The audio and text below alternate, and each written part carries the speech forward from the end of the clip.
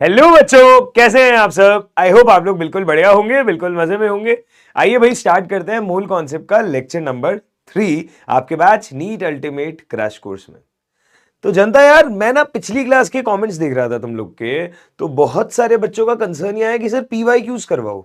तो भाई मेरे पीवाई क्यूज के लिए थोड़े कॉन्सेप्ट सीखो तो सही। अभी तो हम तीसरे लेक्चर पे आए हैं, नया नया बैच शुरू हुआ है। एक बार पहले कॉन्सेप्ट्स पे पकड़ बना लेते हैं, फिर एक साथ सबके पीवाई क्यूज करेंगे। तो पीवाई क्यूज की आप टेंशन बिल्कुल ना ले। मैं हर चैप्टर के एंड में एक लेक्चर रखूंगा जिसमें पूरे चैप्टर के पीवाई क्यूज एक साथ करते जाएंगे हम। ठीक है, एक कंसर्न तो वो हो गया। दूसरा, कुछ बच्चों के क्वेश्चंस ये थे कि सर मेरी कैलकुलेशन बहुत वीक है। तो बेटा कैलकुलेशन वाला पार्ट तो देखो सभी के लिए अजीब हो जाता है। प्रैक्टिस करने से ही कैलकुलेशन स्ट्रांग होगी। ऐसा कोई फॉर्मूला नहीं है जो मैं आपको दे दूं और आपके हर सवाल ऐसे ही बनने लग जाए या आपके दिमाग में कैलकुलेटर ही फिट हो जाए।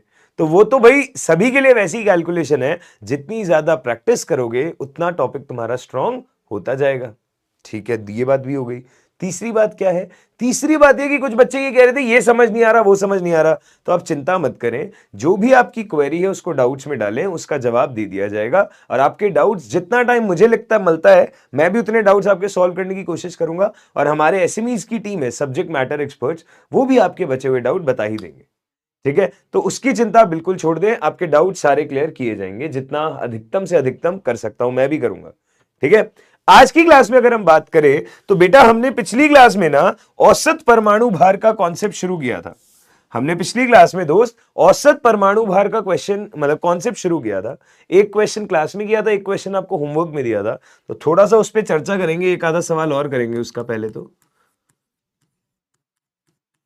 पहली चीज जो हम करने वाले हैं वो होगी औसत परमाणु भार। ठीक है जी, पहली चीज जो हम करने वाले हैं वो होगी औसत परमाणु भार। जब ये वाला टॉपिक हम सीख जाएंगे ना, तब हम लोग बातचीत करेंगे औसत अणु भार के बारे में। हम बातचीत करेंगे औसत अणु भार के बारे में। जब औसत अणु भार के बारे में भी बातचीत हो जाएगी, तब हम लोग चर्चा करेंगे एसटीपी और एनटीपी के बारे में। ये होगी बात गैसों के लिए, ये होगी बात गैसों के लिए। और बेटा अगर इस सब के बाद में मेरे पास समय बचा, अगर इस सब के बाद में हमारे पास में आज बैंडविड्थ और हुई, तो फिर हम लोग बातचीत करेंगे किसके बारे में? अगले टॉपिक के बारे में, जिसका नाम है प्रतिशत संघटन। आप लोग ये सोच रहे होंगे कि सर आप हमारी क्लास इतनी छोटी क्यों दे रहे हैं, हमें 1.5 घंटे की क्लास दीजिए। तो बस बेटा एक दो दिन की बात और है, मेरी ना भी बहुत सारी क्लासेस और चल रही हैं जो अब खत्म होने वाली हैं। मेरे जो बाकी बैचेस है बस वो फिनिश ही होने वाले हैं, एक दो दिन के और बचे हैं। बस तब तक इस बैच को थोड़ा सा कम टाइम में दे रहा हूं। ऑल्दो हमारा सब कुछ ऑन टाइम चल रहा है, हमारा कोर्स भी ऑन टाइम होगा, मेरी गारंटी है। बट थोड़ी सी मैं क्लास की ड्यूरेशन बढ़ाऊंगा, बस 2-3 दिन और रुक जाओ। ठीक है, फिर हमारी क्लास की ड्यूरेशन नेक्स्ट वीक से प्रॉपर 1.5-2 घंटे के लेक्चर आपके आने लग जाएंगे, आप चिंता मत करिए। ठीक है, स्टार्टिंग में मैं थोड़ा टाइम कम इसलिए भी रखता हूं क्योंकि बच्चा बैच में नया नया आया होता है, बहुत सारी क्लासेस होती हैं, तो उसको शुरुआत में थोड़ा वो बैच में टीचर के साथ एडजस्ट हो जाए। अगले हफ्ते से आपको प्रॉपर टाइमिंग की क्लास हम देंगे। आप टाइम की चिंता बिल्कुल मत करना, आपका कोर्स टाइमली खत्म होगा, कवर किया जाएगा, कोई डिले ज्यादा नहीं किया जाएगा। वो गारंटी, वो जवाबदारी हमारी है। सही है साहब, बहुत बढ़िया। तो आइए इन चीजों के बारे में डिस्कशन करते हैं। अगर मैं एक बार एम एवरेज वाली बात रिकॉल करूं, अगर मैं एक बार एम एवरेज या ए एवरेज वाली बात रिकॉल करूं, तो मैंने ये बोला था कि किसी भी परमाणु का औसत भार क्या होता है? उसका परमाणु भार इंटू उसके समस्थानिक का प्रतिशत संघटन, दूसरे वाले समस्थानिक का प्रतिशत संघटन, है ना, अपॉन टोटल संघटन। इस तरीके से अगर 3 है तो 3 में बांट देंगे, 4 है तो 4 में बांट देंगे, 2 है तो 2 में तो बांट ही दिया। इस तरीके से हम लोग औसत परमाणु भार निकालते हैं। और हमने क्लोरीन वाली बात को इस तरीके से सॉल्व करके देखा भी था, है ना। मैंने आपको एक सवाल होमवर्क में दिया था। होमवर्क में क्या दिया था देखना,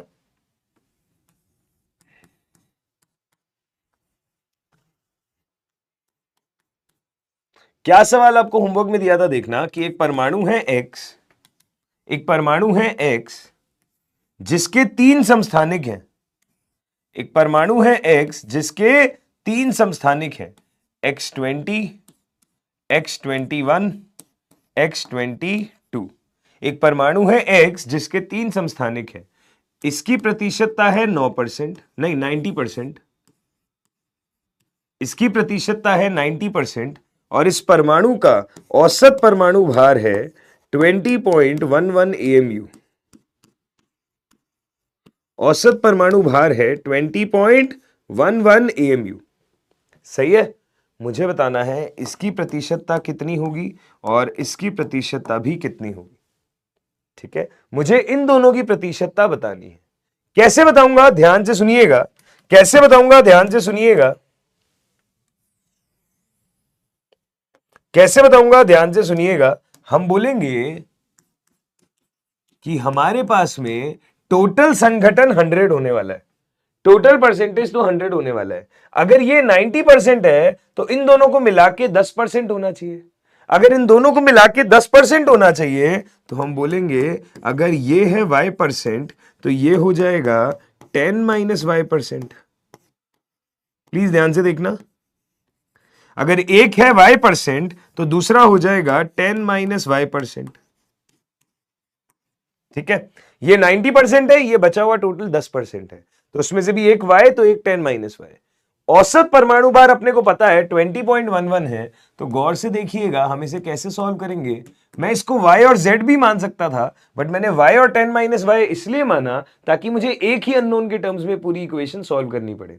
तो मैंने बोला 20.11 है औसत, ये किसके बराबर हो जाएगा, पहले वाले का परमाणु भार इंटू पहले वाले का परसेंटेज, दूसरे वाले का परमाणु भार इंटू दूसरे वाले का परसेंटेज, तीसरे वाले का परमाणु भार इंटू उसका परसेंटेज, टोटल डिवाइडेड बाय 100।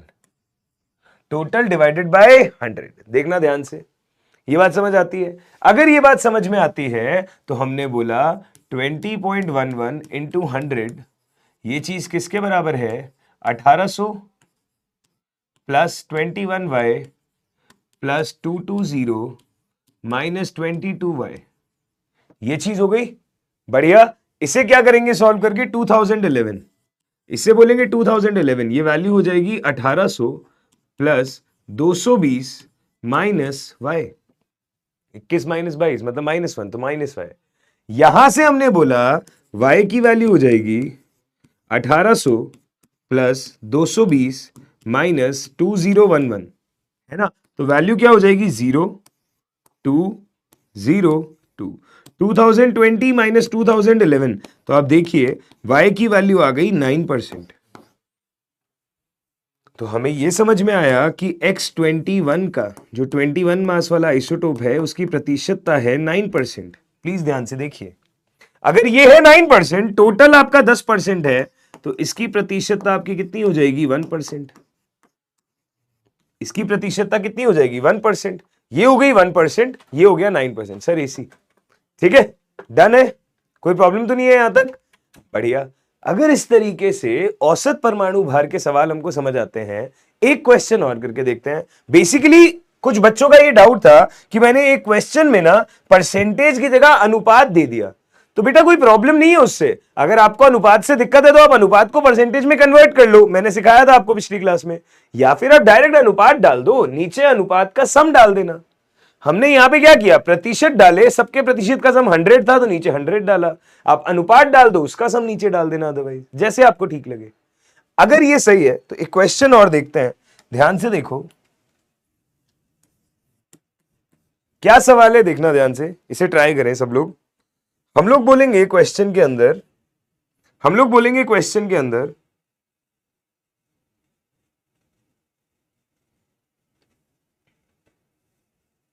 सवाल है ये, हमारे पास यदि लोहे के अंदर प्रतिशतता इस प्रकार है, यदि लोहे के अंदर प्रतिशतता इस प्रकार हो, ध्यान से देखना, हमने बोला कि अगर मैंने बोला Fe का एक समस्थानिक है जिसका परमाणु भार है 54, एक समस्थानिक है जिसका परमाणु भार है 56 और एक समस्थानिक है जिसका परमाणु भार है 57। ठीक है, आप सबकी प्रतिशतताएं देखें, ये है 5%, ये है आपका 90% और ये है आपका 5%। अगर ऐसा है तो हमें बताना है औसत परमाणु भार क्या होगा। हमें बताना है औसत परमाणु भार क्या होगा।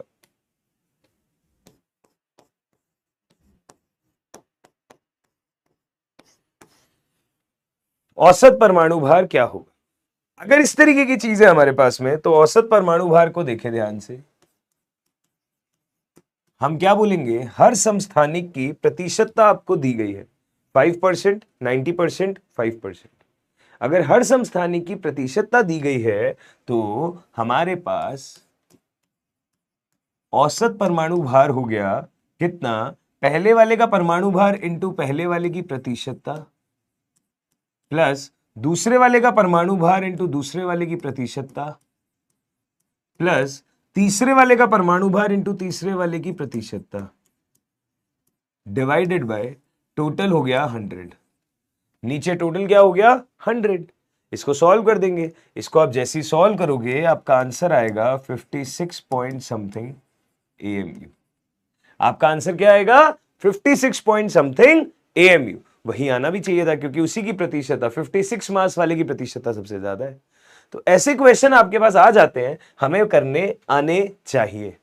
कर लेंगे भाई, पक्का है, बहुत सही, ठीक है। तो कभी आपको औसत परमाणु भार निकलवा लेगा, कभी औसत परमाणु भार देख के प्रतिशतता पूछ लेगा। इस तरीके के क्वेश्चंस आते हैं। ठीक है जी, बहुत अच्छी बात है। हम बात करते हैं अगले कॉन्सेप्ट की। अगला कॉन्सेप्ट है मेरे पास बेटा, जैसे औसत परमाणु भार निकाला वैसे ही हम चाहते हैं औसत अणु भार निकालना।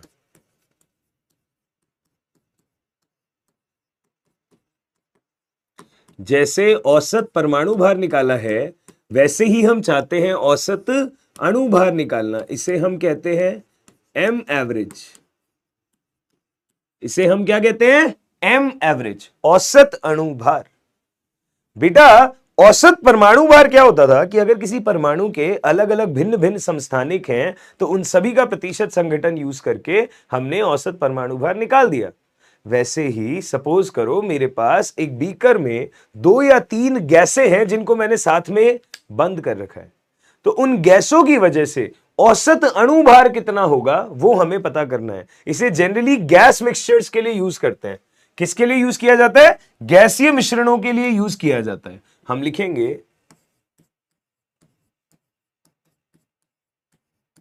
हम बोलते हैं गैसीय मिश्रणों के लिए।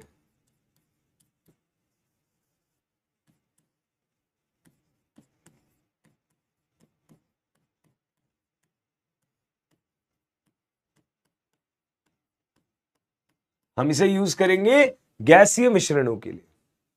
तो बेटा जी क्या करोगे, ध्यान से सुनो।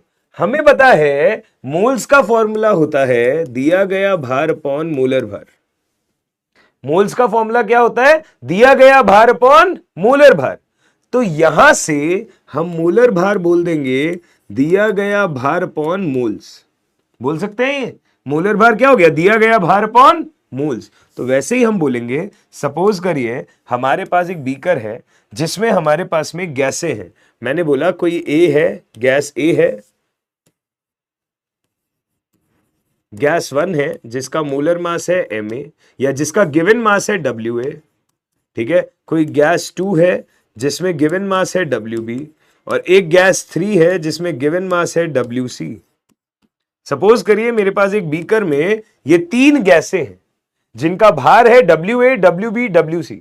तो हम क्या बोलेंगे, अगर मुझे इस गैसीय मिश्रण के लिए औसत अणु भार निकालना है, अगर मुझे इस गैसीय मिश्रण के लिए औसत अणु भार निकालना है तो हम बोलेंगे कुल भार अपॉन कुल मोल। प्लीज देखें ध्यान से, कुल भार अपॉन कुल मोल, बस ये करना है। कुल भार अपॉन कुल मोल, ये क्या हो जाएगा, औसत अणु भार। ठीक है, यानी कि मैंने बोला इस स्थिति के अंदर हो गया Wa plus Wb plus Wc upon mole क्या हो जाएंगे, ये हो गए पहले के मोल ये हो गए दूसरे मोल और ये हो गए तीसरे के मोल। देखना ध्यान से, ये चीज क्या हो जाएगी, ये चीज हो जाएगा औसत अणु भार। ये चीज क्या हो जाएगी, औसत अणु भार। ठीक है, कैसे निकालेंगे औसत अणु भार, आइए बात करते हैं। आइए बात करते हैं औसत अणु भार कैसे निकलेगा। प्लीज बात को ध्यान से समझें, प्लीज बात को ध्यान से समझें। हम बोलेंगे यदि एक बंद बीकर में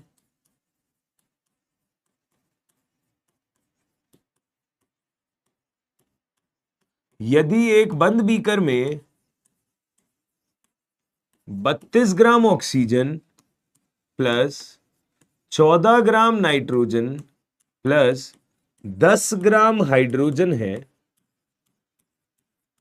यदि एक बंद बीकर में 32 gram oxygen plus 14 gram nitrogen plus 10 gram hydrogen है,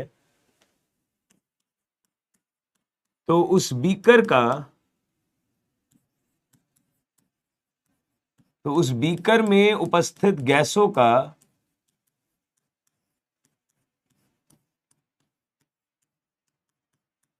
औसत अणु भार कितना होगा। औसत अणु भार कितना होगा हमें बताना है। औसत अणु भार कितना होगा हमें बताना है। बढ़िया, आइए भाई चेक करते हैं, आइए भाई चेक करते हैं। हम बोलेंगे अगर औसत अणु भार देखना है, एक बंद बीकर में 32 ग्राम ऑक्सीजन है, 14 ग्राम नाइट्रोजन है, 10 ग्राम हाइड्रोजन है, और ये मान के चल रहे हैं हम कि ये गैसें आपस में क्रिया नहीं करती। हम ये मान के चलेंगे कि ये गैसें आपस में क्रिया नहीं करती।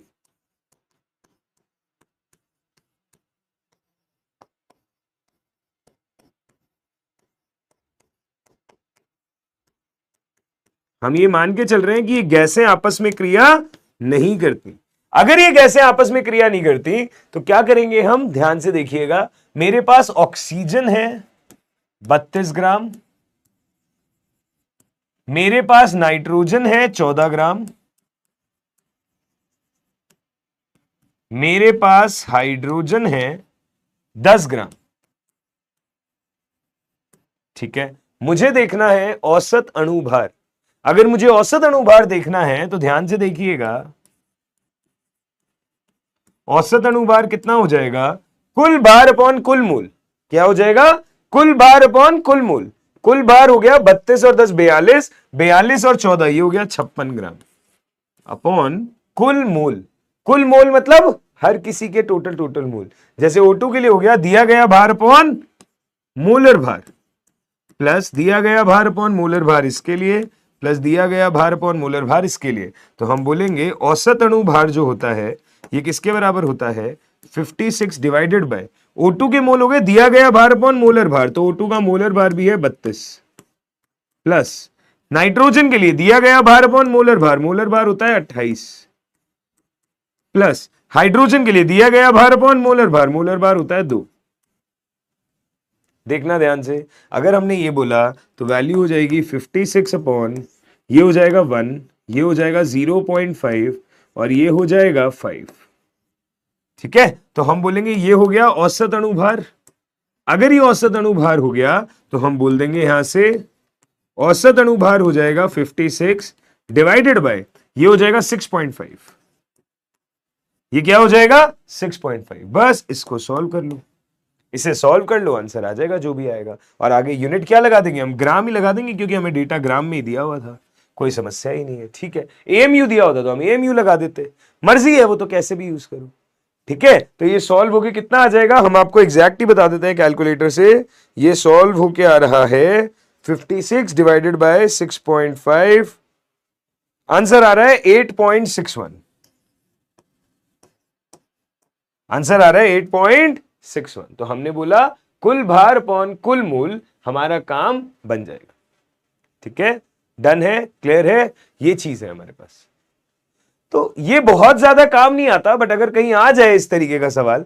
पहले ना एक चैप्टर होता था नीट के सिलेबस में जिसे कहते थे स्टेट्स ऑफ मैटर। क्या कहते थे? States of matter. वहां पे ये चीजें काम आती थी, अब उतनी काम आती नहीं है, पर ठीक है, कोई ऐसी कोई तोप बात भी नहीं है, पूछ तो सकता है वो, लग तो मोल कॉन्सेप्ट ही रहा है।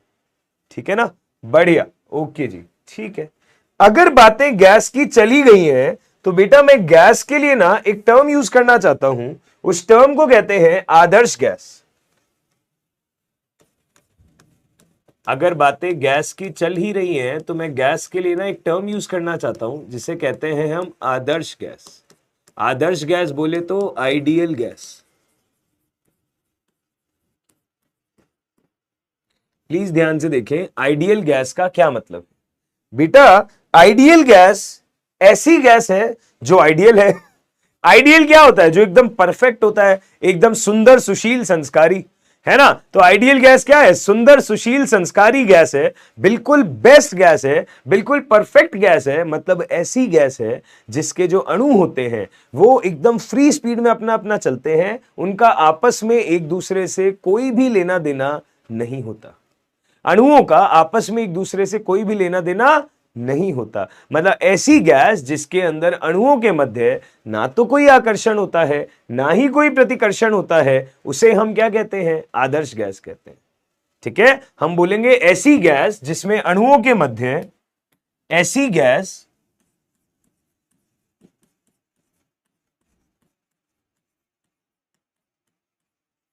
जिसमें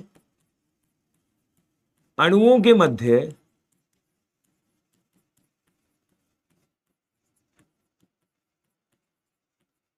ऐसी गैस जिसमें अणुओं के मध्य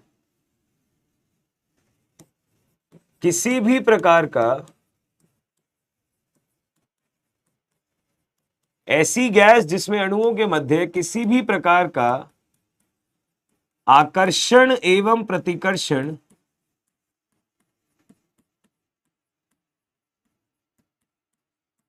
ऐसी गैस जिसमें अणुओं के मध्य किसी भी प्रकार का आकर्षण एवं प्रतिकर्षण नहीं होता।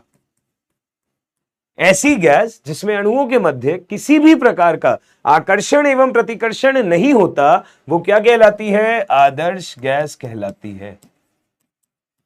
आदर्श गैस कहलाती है। बेसिकली आदर्श गैस जैसे कोई अलग से नहीं होती, हम ये मान के चलते हैं कि केमिस्ट्री के अंदर जितनी भी गैसें हमारे आसपास हैं, oxygen, nitrogen, helium, NO2, CO2, CCl4, कोई भी गैस आप उसे आदर्श मान के चलते हो। वैसे गैसें दो तरीके की होती है, आदर्श और अनादर्श।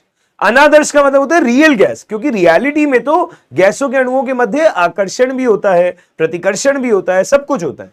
परंतु हम ये मान के चलते हैं कि हम सबसे सिंपल केस मान के चलेंगे, हम किसी प्रकार का कोई एरर मान के नहीं चलेंगे। हम ये बोलेंगे कि गैस के अणुओं के मध्य ना तो कोई आकर्षण है ना ही कोई प्रतिकर्षण है। इनफैक्ट अगर गैस के अणुओं के मध्य ना ही कोई आकर्षण है और ना ही कोई प्रतिकर्षण है, तो ये गैस के अणु एक समीकरण का पालन करते हैं। और ये गैस के अणु किस समीकरण का पालन करते हैं? ध्यान से देखना, हम कहते हैं आदर्श गैस समीकरण। जो गैस के अणु होते हैं वो आदर्श गैस समीकरण का पालन करते हैं। आदर्श गैस समीकरण का पालन करते हैं। क्या होता है आदर्श गैस समीकरण?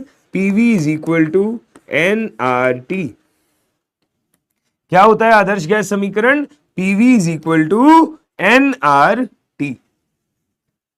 ठीक है, आदर्श गैस समीकरण क्या होता है? PV is equal to nRT, जिसमें हम बोलेंगे P हो गया गैस का दाब, V हो गया गैस का आयतन, N हो गए गैस के मोल, T हो गया गैस का ताप और R हो गया गैस नियतांक।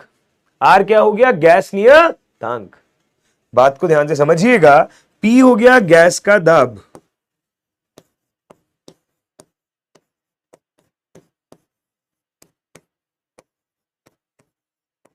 इसकी यूनिट रखी जाती है ATM। अभी मैं सारी यूनिट्स के बारे में बात करूंगा। V हो गया गैस का आयतन, मतलब गैस ने कितनी जगह घेरी है। इस इक्वेशन को यूज करने के लिए हम लोग इसकी यूनिट लेते हैं लीटर। ठीक है, N हो गए गैस के मोल, N हो गए गैस के मोल। ठीक है, T हो गया गैस का ताप, ताप की यूनिट ली जाती है केल्विन, और एक चीज बचती है आर। आर क्या हो गया, हम बोलेंगे गैस नियतांक।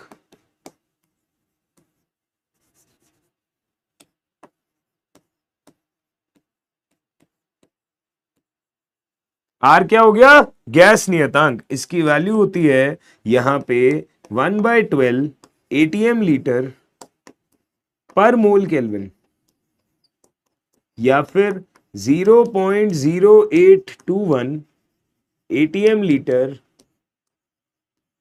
पर मोल केल्विन। ठीक है, 0.0821 एटीएम लीटर पर मोल केल्विन या 1/12 एटीएम लीटर पर मोल केल्विन। बहुत सही, ये आर की वैल्यू हो गई। टेम्परेचर, मोल, गैस का आयतन, दाब, सारी चीजें हैं। अगर ये सारी चीजें हैं तो सर ये जो आपने प्रेशर की यूनिट लिखी है एटीएम, हमें ये बताओ अगर प्रेशर एटीएम के अलावा किसी यूनिट में हुआ तो हाँ बेटा हो तो सकता है। तो इसीलिए मैं सारे कन्वर्जन आपको यही बता देता हूं।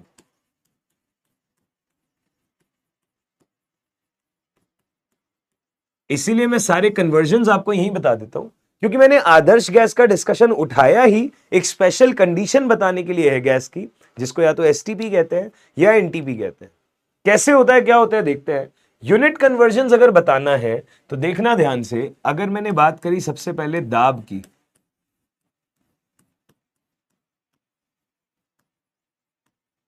दाब बोले तो प्रेशर, प्रेशर होता है force upon area. Force upon area का मतलब हो गया न्यूटन पर मीटर स्क्वायर, है ना। तो एटीएम की अगर बात चल रही है तो हम बोलते हैं 1 एटीएम जो है ये आपका बराबर होता है 1.01325 बार के। 1 एटीएम आपका बराबर होता है 1.01325 बार के। अगर 1 एटीएम आपका इसके बराबर होता है तो 1 एटीएम का मतलब क्या होता है, और ध्यान से देखना, 1 एटीएम आपका बराबर हो गया 1.01325 बार के। या फिर हम बोलेंगे 1 एटीएम जो है वो आपका बराबर हो गया 760 mmHg के। ये भी एक यूनिट होती है बेटा प्रेशर की, mmHg। ठीक है, ऐसे ही 1 एटीएम आपका बराबर हो गया 760 टॉर के। ये भी एक यूनिट होती है प्रेशर की, टॉर। ऐसे 1 एटीएम आपका बराबर हो गया 1.01325 इंटू 10⁵ न्यूटन पर मीटर स्क्वायर। ये तो ऐसा यूनिट है ही, न्यूटन पर मीटर स्क्वायर। तो 1 एटीएम जो है वो लगभग 10⁵ न्यूटन पर मीटर स्क्वायर के बराबर है। या फिर बेटा ये चीज बराबर होती है इसके। प्लीज ध्यान से देखें, हमारे पास यूनिट्स क्या क्या हैं, एटीएम, बार, mmHg, टॉर, न्यूटन पर मीटर स्क्वायर, पास्कल। ये सारी प्रेशर की यूनिट्स हैं।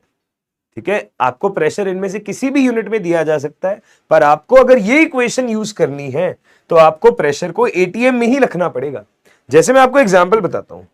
अगर मैंने आपको एग्जांपल बोला कि भाई मुझे तो 540, या फिर मैंने बोला मुझे तो लेट्स से 380 mmHg पता है प्रेशर। अब अगर मुझे इसको एटीएम में कन्वर्ट करना है तो मैं क्या लिखूंगा। अगर मुझे 380 mmHg पता है, मैं इसको एटीएम में कन्वर्ट करना चाहता हूं, तो मैं क्या लिखूंगा। तो मैं बोलूंगा कि भाई ध्यान से देखना कि हमें यह चीज पता है कि 1 एटीएम जो है ये बराबर होता है 760 mmHg के। 1 एटीएम आपका बराबर होता है 760 mmHg के। तो यहां से मुझे ये समझ में आती है बात कि 1 mmHg का जो मतलब है वो बराबर हो गया 1/760 एटीएम। ये देख पा रहे हो क्या, इतना mmHg अगर 1 एटीएम बना रहा है तो 1 mmHg आपका 1/760 एटीएम के बराबर होगा। अगर 1 mmHg उतने एटीएम के बराबर होगा तो 380 mmHg कितने एटीएम के बराबर होगा, 380/760 एटीएम, यानी कि 1/2 एटीएम। किसके बराबर हो जाएगा, 1/2 एटीएम, यानी कि 0.5 एटीएम। बात को समझो ध्यान से, कोई दिक्कत है तो बताओ। बात को समझो ध्यान से, कोई भी दिक्कत है तो बताओ। तो 380 mmHg कितने एटीएम के बराबर हो जाएगा, 0.5 एटीएम के बराबर हो जाएगा, है ना। बढ़िया, ठीक है। ऐसे ही अगर मैंने बोला ये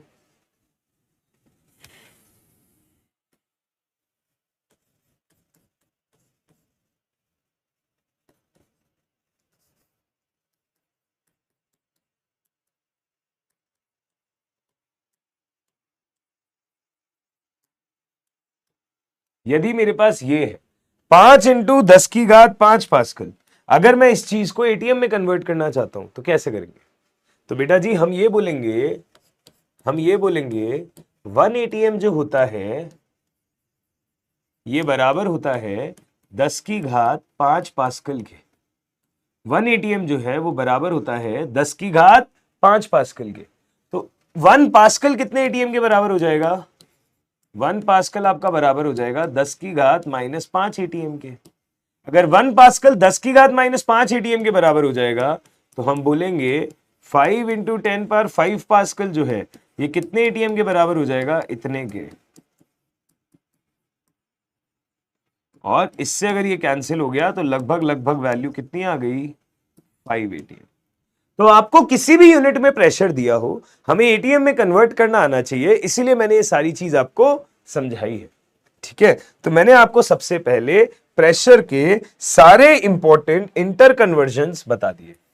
मैंने आपको सबसे पहले प्रेशर के सारे इंपॉर्टेंट इंटर कन्वर्जन्स बता दिए। जब प्रेशर की सारी बातें समझ में आ गई तो आइए भाई अब सेकंड पे चलते हैं। सेकंड है आयतन।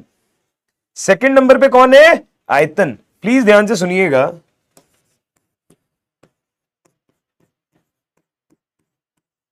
आयतन को हम इंग्लिश में कहते हैं वॉल्यूम।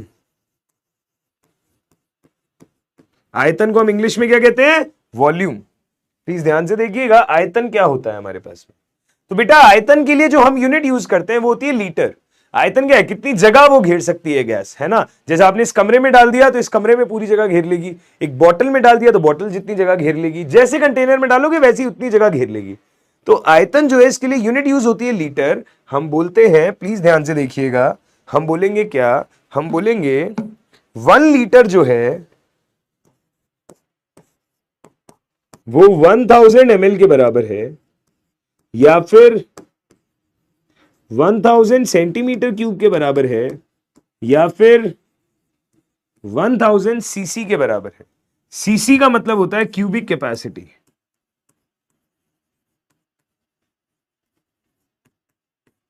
सीसी का मतलब क्या होता है? Cubic capacity. इसी तरीके से यहां से ये समझ में आ रहा है कि 1 ml या 1 सेंटीमीटर क्यूब या 1 सीसी ये होती है एक ही बात। और क्या चीज हो गई हमारे पास? और क्या चीज हो गई हमारे पास? ये 1 मीटर क्यूब जो है ये किसके बराबर है? 1000 लीटर के बराबर। 1 मीटर क्यूब कितने लीटर के बराबर है? 1000 लीटर के बराबर। ये कन्वर्जन्स भी आने चाहिए। तो कभी कभी हाँ एक और चीज लिख देता हूं, 1 डेसीमीटर क्यूब भी लिखा जाता है, और 1 डेसीमीटर क्यूब किसके बराबर है? 1 लीटर के बराबर। राइट? तो हम बोलेंगे 1 लीटर मतलब 1000 ml, या फिर 1000 सेंटीमीटर क्यूब, या फिर 1000 सीसी। ऐसे ही 1 ml, 1 सेंटीमीटर क्यूब, 1 सीसी, सबका एक ही मतलब है। 1 डेसीमीटर क्यूब का मतलब 1 लीटर है, 1 मीटर क्यूब का मतलब 1000 लीटर है। सही है बात? समझ में आती है भाई? बहुत सही। ये हो गया आयतन। अब किसी भी यूनिट में दे दे, हमको तो लीटर में कन्वर्ट करना आना चाहिए, वो हमको दिख रहा है। बहुत बढ़िया। थर्ड, सुनना ध्यान से। थर्ड चीज है टेम्परेचर, तापमान।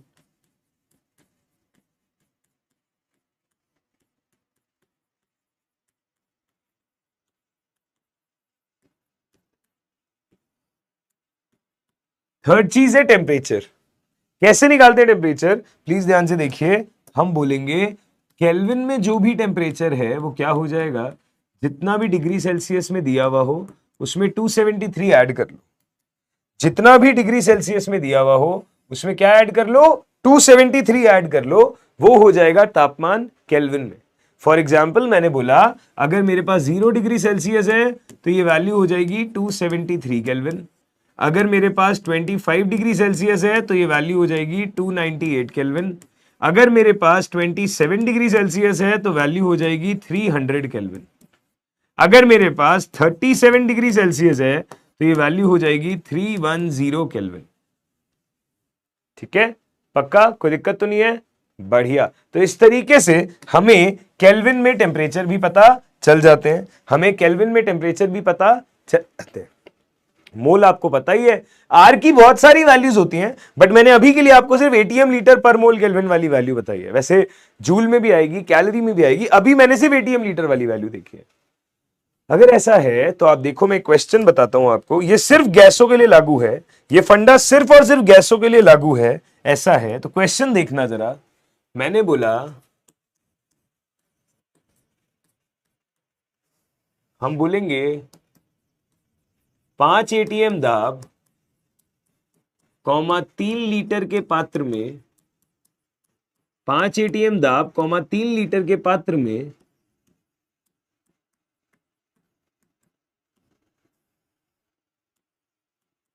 27 डिग्री सेल्सियस ताप पर कितने मोल होंगे?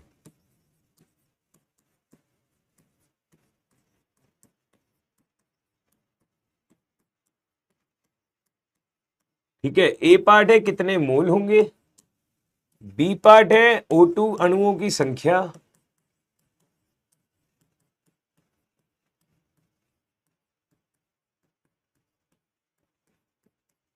और सी पार्ट हो जाएगा ऑक्सीजन परमाणुओं की संख्या।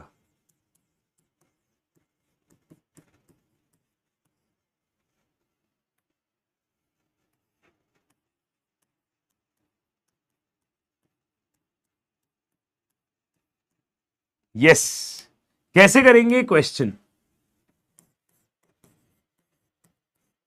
कैसे करेंगे क्वेश्चन, बताओ भाई। हाँ जी, बताना भैया, कैसे करोगे? ध्यान से सोचें और बताएं।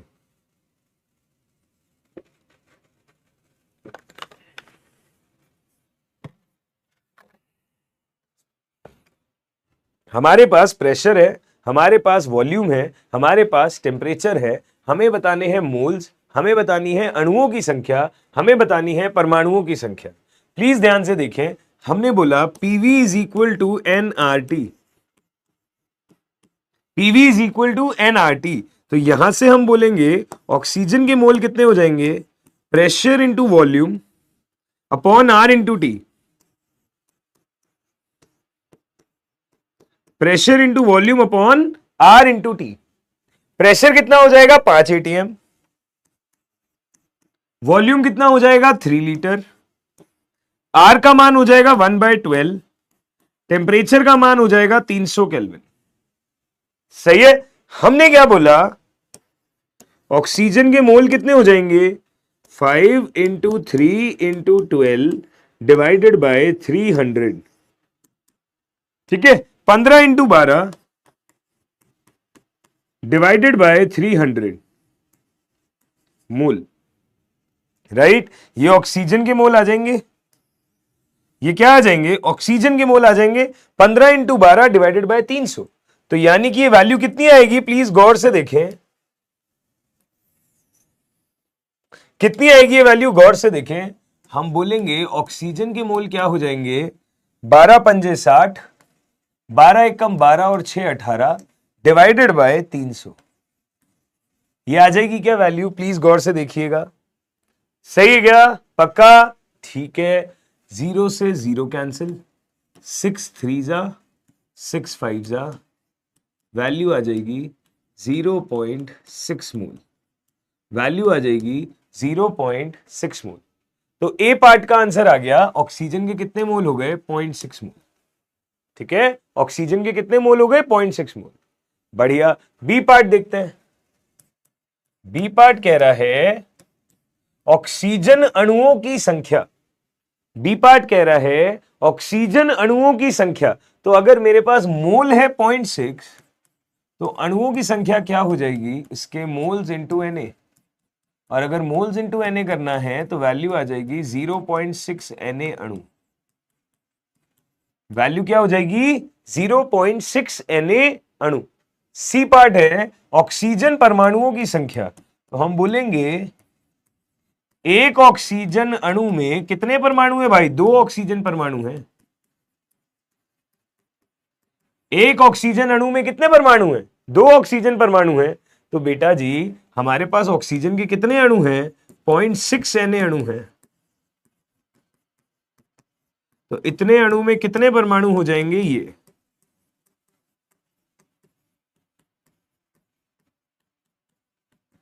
अगर ये हो गया तो वैल्यू आएगी 1.2 Na परमाणु। 1.2 Na परमाणु। ठीक है जी, बात समझ आ रही है? A part, B part, C part सब कुछ निकाला हमने। पीवी इक्वल टू एनआरटी को बेसिकली यूज करके देखा गैसों के लिए। हमें ये देखना था कि हमें यूनिट्स हमारे टाइप की दी हुई है क्या। अगर यूनिट्स हमारे टाइप की है तो हमने उसमें डेटा पुट करके आंसर निकाला है ना? ठीक है, प्लीज ध्यान से देखिएगा, प्लीज ध्यान से देखिएगा। एक चीज और सुनिएगा मेरी। अगले क्वेश्चन की तरफ चलते हैं। अगले क्वेश्चन पे जाने से पहले हम एक गैस की कंडीशंस देखते हैं, कुछ इंपॉर्टेंट कंडीशंस देखते हैं। सुनना मेरी बात को। मुझे प्रेशर, वॉल्यूम, टेम्परेचर सारी बातें पता चलने लग गई। तो मैं आपको बताऊं, किसी भी आदर्श गैस के लिए दो तरीके की कंडीशंस होती हैं जो इंपॉर्टेंट होती हैं। किसी भी आदर्श गैस के लिए दो तरीके की कंडीशंस होती हैं जो इंपॉर्टेंट होती हैं। एक होती है एसटीपी, जिसे कहते हैं standard temperature and pressure condition, मानक ताप एवं दाब की कंडीशन। एक होती है एनटीपी, नॉर्मल ताप एवं दाब की कंडीशन। तो ध्यान से दोनों को समझिएगा एक एक करके, ध्यान से दोनों को समझिएगा एक एक करके। पहला है STP.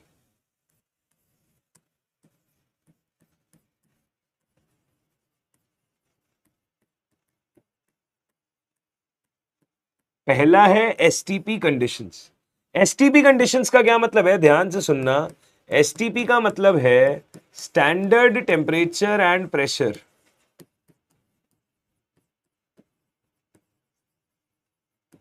Standard temperature and pressure, और मन में हो गया मानक ताप एवं दाब।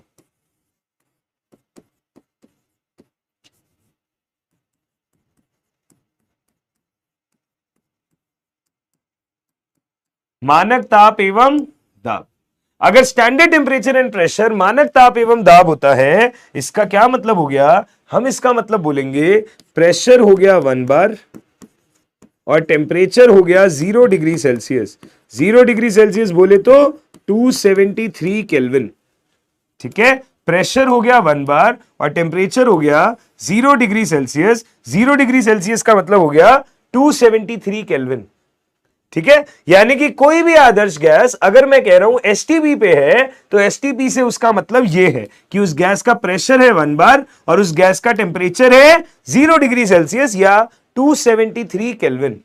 अगर ऐसा है, अगर मेरे पास ऐसा है, तो हम इस स्थिति में क्या बोलेंगे? हम इस स्थिति में क्या बोलेंगे, प्लीज बात को ध्यान से समझें।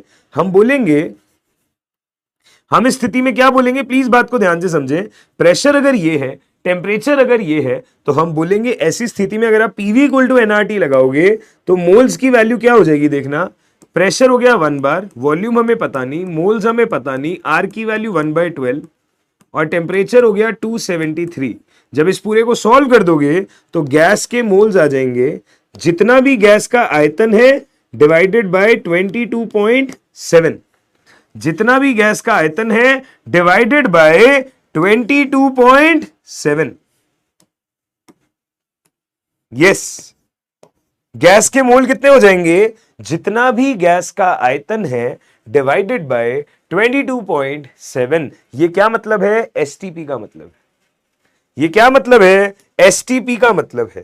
प्लीज ध्यान से देखना, बात को समझ में आता है तो ठीक है, देखो तो मतलब ऑब्वियसली आना ही चाहिए। तुम सोच रहे हो कि सर कह देंगे समझ आता है तो ठीक है, नहीं तो कोई बात नहीं, ऐसा नहीं है भाई, समझ आना ही चाहिए।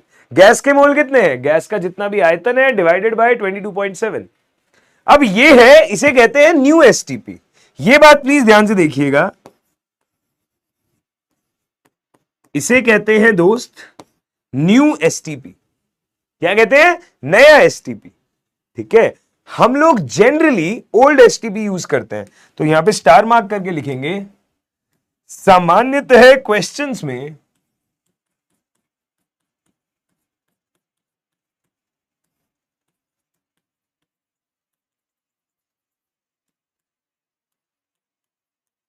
सामान्यतः क्वेश्चंस में ओल्ड एसटीपी ज्यादा यूज किया जाता है।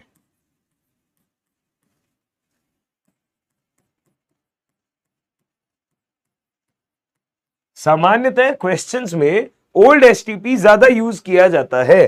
कैसे किया जाता है, प्लीज मेरी बात को सुनिएगा। हम बोलेंगे जब आपका प्रेशर है 1 atm और आपका टेम्परेचर है 0 डिग्री सेल्सियस यानी कि 273 केल्विन। प्रेशर है 1 atm, टेम्परेचर है 0 डिग्री सेल्सियस यानी कि 273 केल्विन। तो हम बोलेंगे यहां पे गैस के मोल कितने हो जाएंगे, जितना भी आयतन है लीटर में डिवाइडेड बाय 22.4 डिवाइडेड बाय 22.4। देखो ध्यान से, मोल्स क्या हो जाएंगे गैस के, जितना भी आयतन है लीटर में divided by 22.4। New STP, old new STP तो था ये वाला 22.7, यहां पे हो जाएगा 22.4। जब इसको पुट करोगे ना, 1 atm और 1 बार में अंतर है, आप समझते हो ना। यहां पे जब पीवी इक्वल टू एनआरटी में आप रखेंगे तो प्रेशर था ये वाला इनटू वॉल्यूम, है ना। शायद मैंने उस वक्त 1 लिख दिया था ना, टेम्परेचर ये हो गया। प्रेशर एटीएम में रखना था ना, बार में प्रेशर है तो 1 atm लगभग 1 बार होता है, बट एग्जैक्ट वैल्यू तो ये होती है। तो जब आप एटीएम में कन्वर्ट करेंगे तो ऐसे होगा ना, तो ये चीज है। तो जब आप ऐसे पुट करेंगे तो यहां आएगा ये है ओल्ड एसटीपी। और हम लोग जनरली क्वेश्चंस के अंदर ये यूज करते हैं, ठीक है। तो कभी कभी या तो क्वेश्चन एसटीपी लिख के देगा या फिर क्वेश्चन आपको बोल देगा कि प्रेशर ये है, टेम्परेचर ये है गैस का, तो अपने आप समझ जाना एसटीपी की बात कर रहा है। या ये लिख देगा प्रेशर ये है, गैस का टेम्परेचर ये है, तो अपने आप समझ जाना एसटीपी की बात कर रहा है, ये लगा देना या फिर ये लगा देना यहां के केस में। जैसे कि मैं आपको एक क्वेश्चन दिखाऊं, प्लीज सुनिएगा मेरी बात। क्या सवाल है देखो, मैंने बोला ये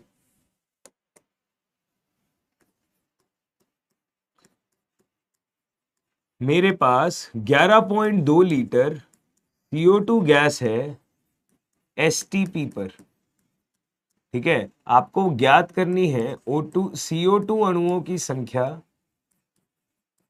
ज्ञात करें।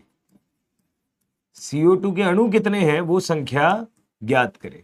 प्लीज ध्यान से देखिए, मेरे पास CO2 गैस है 11.2 लीटर एसटीपी पर, हमें CO2 के अणुओं की संख्या ज्ञात करनी है। तो प्लीज ध्यान से देखिए, अगर मेरे पास एसटीपी पर गैस का आयतन दिया हुआ है, ठीक है, तो आप वैल्यू देख लो 11.2 दी हुई है, मुझे अणु निकालने हैं। तो आपको पता है पहले मोल्स निकालो, फिर मोल्स इंटू Na कर दो, अणु आ जाएंगे। हर क्लास में ये बात हम करते ही हैं। अगर मोल्स इंटू Na करते ही अणु आ जाएंगे, तो आप देखिएगा ध्यान से, पहले हम CO2 के मोल्स निकालते हैं, वो वैल्यू हो जाएगी, अगर एसटीपी दिया हुआ है तो जो भी आयतन है वो डिवाइडेड बाय 22.4, वैल्यू आ गई 1/2 मोल। अब यहां पे 22.7 क्यों नहीं यूज किया, 22.4 ही क्यों किया, क्योंकि उससे इजीली कट रहा था, सिंपल सी बात है। अगर उससे इजीली कट रहा था तो 1/2 मोल आ गया आंसर। अगर मोल्स आ गए तो CO2 के अणुओं की संख्या भी आ जाएगी ना दोस्त, कितनी, 1/2 इंटू Na। आंसर हो जाएगा Na/2 अणु। आंसर क्या आ जाएगा, Na/2 अणु। ध्यान से देखिए, कोई दिक्कत है तो बताएं, ध्यान से देखिए, कोई दिक्कत है तो बताएं प्लीज। यस, हाँ जी, यहां तक कोई समस्या, कोई परेशानी भाई? आगे बढ़े क्या, अगले सवाल पे चले? चलो, अगर आपको ऐसी एसटीपी समझ आया तो इसी तरीके की एक और चीज भी होती है, एनटीपी। इसी तरीके की एक और चीज होती है एनटीपी। एनटीपी को कहते हैं नॉर्मल ताप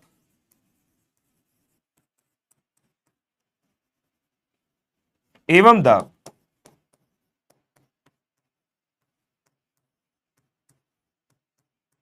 नॉर्मल ताप एवं दाब। अगर एनटीपी रहेगा नॉर्मल ताप एवं दाब, तो क्या होगा, प्लीज ध्यान से समझना।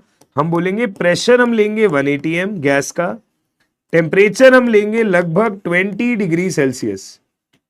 गैस का प्रेशर हम लेंगे 1 atm, टेम्परेचर हम लेंगे 20 डिग्री सेल्सियस। जब यहां से सॉल्व करेंगे तो वॉल्यूम आएगा लगभग कितना, हम बोलेंगे यहां से मोल्स आएंगे लगभग, वैसे तो V/24। ठीक है, ये वैल्यू जब आप पुट करोगे ना, टेम्परेचर को 293 केल्विन, प्रेशर को 180 एम, आर को 1/12, सब करोगे तो वॉल्यूम लगभग 24 के आसपास आएगा, V/24। परंतु हम एक बात बता दें, नीट के कोर्स के आधार पे, नीट के सिलेबस में एसटीपी एवं एनटीपी को, नीट के सिलेबस में एसटीपी एवं एनटीपी को सेम ही मानते हैं।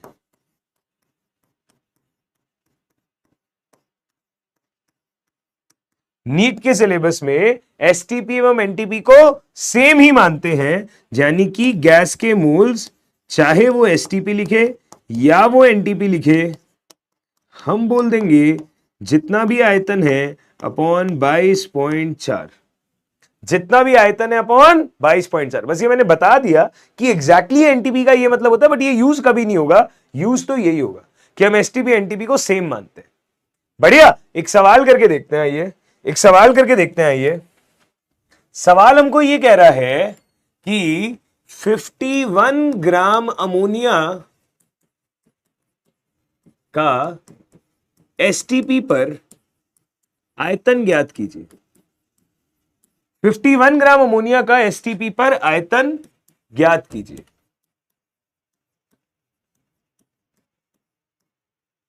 अगर ये सवाल है मेरे पास, 51 ग्राम अमोनिया का एसटीपी पर आयतन ज्ञात कीजिए, दिमाग लगाना, क्या करोगे?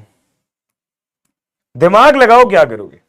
क्या निकालना है, क्या दिया हुआ है, कैसे करेंगे कैलकुलेशन, सोचिए। हाँ जी, क्या दिया है, क्या करना है, कैसे करना है, सोचिए। सुनिए ध्यान से, हमसे कहा जा रहा है एसटीपी पर आयतन बताओ। अब बेटा, अगर एसटीपी पर आयतन बताना है तो इस बात पे गौर फरमाए थोड़ा सा कि एसटीपी पर आयतन अगर निकालना है तो हमें पता है फॉर्मूला होता है ये कि गैस के जितने भी मोल हैं उसे आयतन डिवाइडेड बाय 22.4 अगर हम कर दें तो हमारा काम बन जाएगा, है ना। आयतन डिवाइडेड बाय 22.4 अगर हम कर दें तो हमारा काम बन जाएगा। ये बात हमको समझ आ रही है क्या? अगर ये बात हमें समझ में आ रही है तो अब आप मेरी बात सुने। हमारे पास है 51 ग्राम NH3। हमारे पास क्या है? 51 ग्राम NH3 है।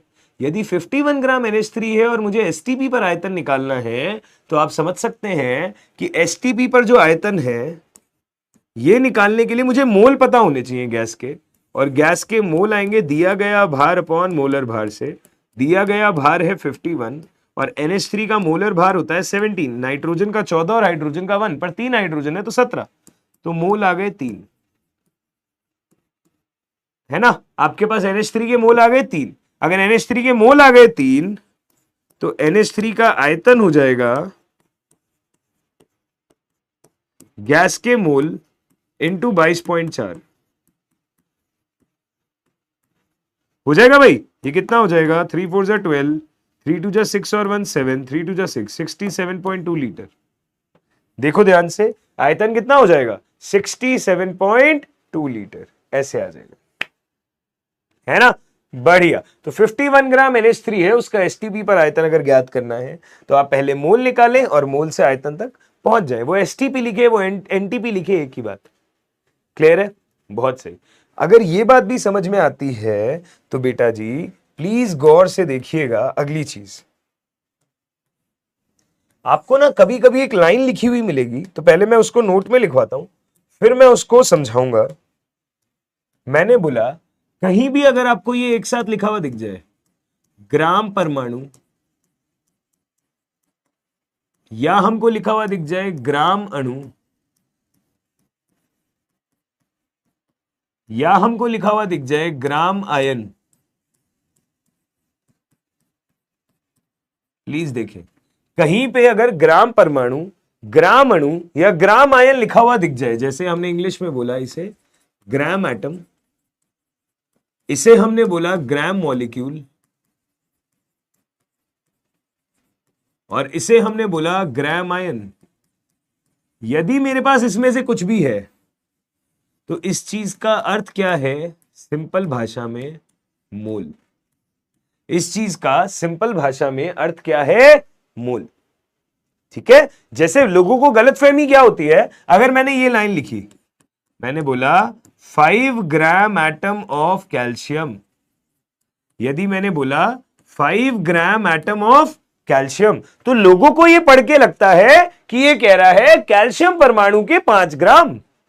मैं लोगों को कहता हूं इसका मतलब बताओ, तो लोग कहते हैं अरे सर कैल्शियम परमाणु के 5 ग्राम। नहीं भाई, नहीं, क्वेश्चन ये कह रहा है कि इसका ये मतलब है, इसका ये मतलब है 5 मोल कैल्शियम परमाणु। इस बात का मतलब है कि हमें दिया हुआ है 5 मोल कैल्शियम परमाणु। सही है। अगर मैंने लिख दिया कहीं पे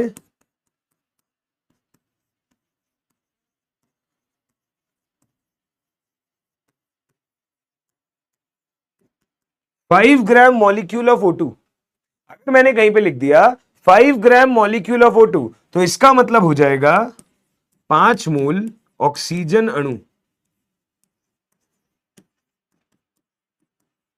इसका मतलब हो जाएगा 5 मोल ऑक्सीजन अणु, है ना, O2 अणु। और यदि मैंने कहीं पे लिख दिया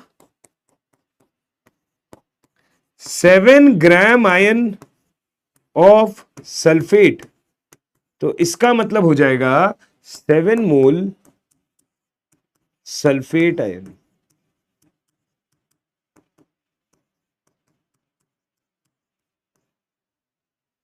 सेवन मोल सल्फेट आयन। ठीक है, तो ये चीज को ध्यान से देखना, ग्राम एटम, ग्राम मॉलिक्यूल या ग्राम आयन अगर कहीं भी एक साथ लिखा है तो उसका मतलब सिर्फ और सिर्फ मोल होता है, उसका मतलब सिर्फ और सिर्फ मोल होता है। प्लीज ध्यान से देखिए, कोई दिक्कत है तो बताएं यहां तक। प्लीज ध्यान से देखिए, कोई दिक्कत है तो बताएं यहां तक। हाँ जी,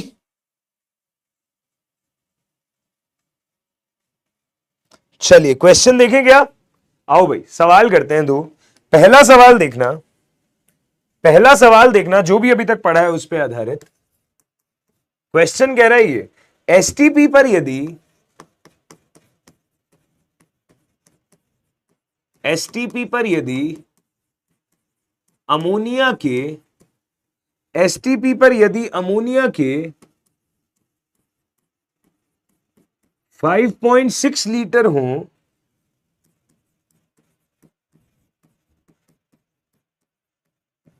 तो उसमें हाइड्रोजन परमाणुओं की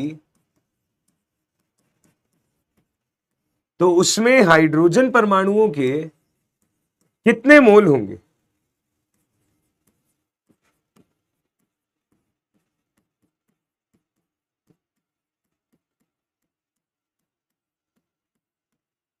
तो उसमें हाइड्रोजन परमाणुओं के कितने मोल होंगे? ध्यान से देखना, ऑप्शन नंबर ए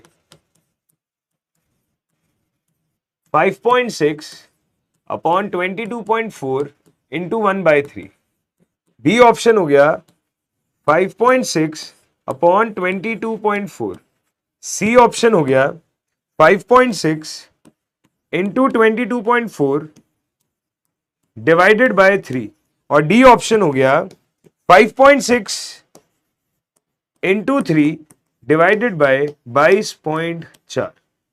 प्लीज ध्यान से देखें कैसे करेंगे।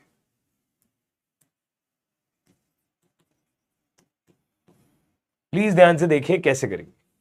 सवाल कह रहा है एसटीपी पर यदि अमोनिया गैस के 5.6 लीटर है तो उसमें हाइड्रोजन परमाणु के मोल कितने होंगे?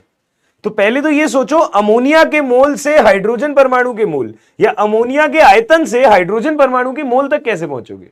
तो अगर अमोनिया का आयतन है तो हमें एसटीपी दिया हुआ है, तो हम सबसे पहले तो ये कहेंगे कि अमोनिया के मोल कितने हो गए, जितना भी आयतन है डिवाइडेड बाय 22.4, ये तो आ गए अमोनिया के मोल। अगर आप इसको ध्यान से देखें तो ये वैल्यू हो जाएगी 1/4। ये वैल्यू क्या हो जाएगी? 1/4। अमोनिया के कितने मोल आ जाएंगे 1/4। अगर अमोनिया के मोल आ गए आपके पास में तो हम बोलेंगे कि भाई अब तो बड़ा आसान है। हाँ जी, अब तो बड़ा आसान है। NH3 पूरा एक अणु है, इसमें नाइट्रोजन कितने हैं 1, इसमें हाइड्रोजन कितने हैं 3। हमें पता है क्रॉस मल्टीप्लाई करने से बात बन जाती है। अगर क्रॉस मल्टीप्लाई करने से बात बन जाती है तो हम बोलेंगे हाइड्रोजन के मोल हो जाएंगे 3 टाइम्स अमोनिया के मोल, और अगर 3 टाइम्स अमोनिया के मोल हो जाएंगे सो 3/4 मोल। या फिर हमें 5.6 और 22.4 के टर्म्स में बताना है तो हमारा आंसर हो जाएगा ये 3 इंटू 5.6 डिवाइडेड बाय 22.4, इतने मोल। 3 इंटू 5.6 डिवाइडेड बाय 22.4, यानी कि आंसर आ जाएगा डी ऑप्शन। सही है, बढ़िया। ध्यान से देख लो, ध्यान से देख लो, कर पाए क्या? कोई दिक्कत है तो बताओ। सही है जी, चलो बहुत बढ़िया। एक क्वेश्चन और देखें, एक क्वेश्चन और देखें। सवाल क्या कह रहा है देखना। सवाल कह रहा है यदि एसटीपी पर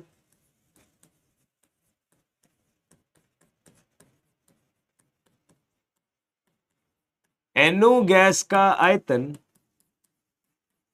यदि एसटीपी पर NO गैस का आयतन 44.8 लीटर हो, यदि एसटीपी पर NO गैस का आयतन 44.8 लीटर हो तो NO गैस के कितने अणु होंगे? NO गैस के कितने अणु होंगे? ऑप्शंस हैं आपके पास में। ऑप्शन क्या हो जाएगा? Na/2, ऑप्शन नंबर बी हो जाएगा Na, ऑप्शन नंबर सी हो जाएगा 4Na, ऑप्शन नंबर डी हो जाएगा 2Na। यस, हमें बताना है एसटीपी पर अगर NO का आयतन 44.8 लीटर हो तो अणुओं की संख्या कितनी होगी। तो बेटा अगर एसटीपी पर आयतन पता है तो एसटीपी पर मोल निकाल सकते हैं। अगर एसटीपी पर आयतन पता है तो एसटीपी पर मोल निकाल सकते हैं। कितना? जितना भी आयतन दिया हो उसे 22.4 से डिवाइड करो तो हमारे पास में आ जाएंगे 2 मोल। NO के मोल हो जाएंगे 2। अगर NO के मोल हो जाएंगे तो NO के अणुओं की संख्या क्या हो जाएगी? 2Na। मोल्स इंटू Na कर देंगे, आंसर आ जाएगा 2Na। अगर मोल्स इंटू Na करके आंसर 2Na आ जाएगा, करेक्ट आंसर क्या हो जाएगा? डी। करेक्ट आंसर क्या हो जाएगा? D, 2Na। बढ़िया है, ठीक है, बहुत सही। ये हो गया ना। तो बेटा इस तरीके से हमने आज की क्लास में एसटीपी एनटीपी के बारे में बात करी, औसत अणु भार परमाणु भार के बारे में बात करी, प्रतिशत संगठन रह गया, उसके बारे में चर्चा करेंगे नेक्स्ट क्लास में, जहां पे हम बात करेंगे प्रतिशत संगठन, हम बात करेंगे मूलानुपाती सूत्र और आणविक सूत्र के बारे में, और हम लोग डिटेल में चर्चा करेंगे बाकी चीजों के बारे में। ठीक है, मूलानुपाती सूत्र और आणविक सूत्र अगली क्लास की हाईलाइट होने वाला है, उस पर अच्छी से अच्छी प्रैक्टिस करेंगे एंड देन हम लोग जंप करेंगे स्टोइकियोमेट्री की तरफ। कहां चलेंगे बेटा? स्टोइकियोमेट्री की तरफ। ठीक है, तो बने रहिए सेशन में, इसी तरीके से चीजों को रिवाइज करें, प्रैक्टिस करें। Thank you so much, take care, bye bye.